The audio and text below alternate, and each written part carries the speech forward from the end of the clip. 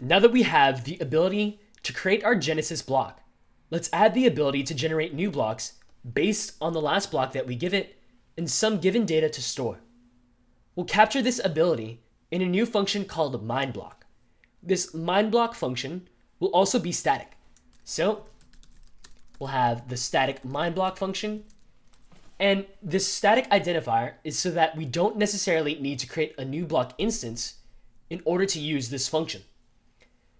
The arguments we provide are the last block that it should base its data upon, and then the actual data that we want to store in the block. So first, within this mineBlock function, let's generate a timestamp for this block. So we're going to have a timestamp constant. We'll use the native JavaScript date object. So we'll set it equal to date, which has its own static .now function. So let's call .now. And the now function returns the number of milliseconds that have passed since January 1st, 1970. Second, we'll create a local last hash constant that is assigned to the hash value of the last block that came before it. So that is const last hash, and notice that this one is camel cased, so the H is uppercase. And then we set it equal to the last block dot hash value. Third, let's declare a local hash constant. So for now, we don't have a hash function which generates an encoded value based on the input that we give it.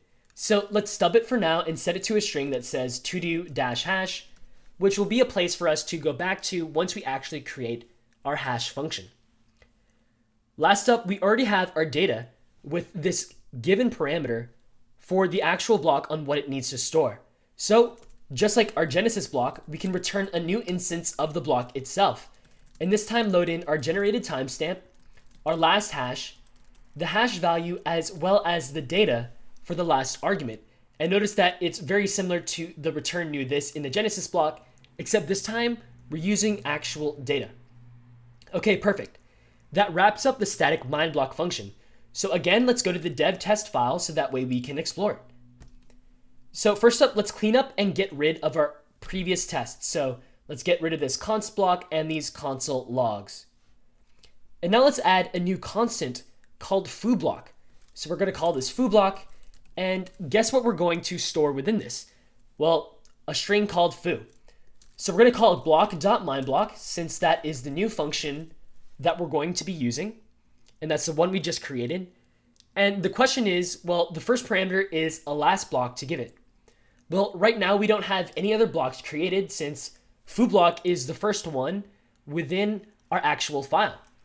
However, we do have access to the Genesis block, so let's directly call block.genesis, which is the dummy first block provided by our block class.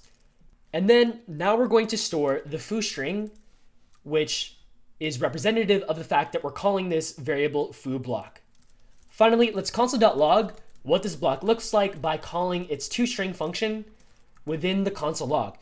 So overall, the file should now have this const foo_block, which calls a static mineBlock function and loads in the Genesis block as the first argument, and then uses foo as the stored data, and then we're going to log its toString representation. So now in the command line, you can rerun the dev test, and as you do so, notice that there is a new block printed, and indeed it is the foo_block that we created. Notice its data is foo, and great.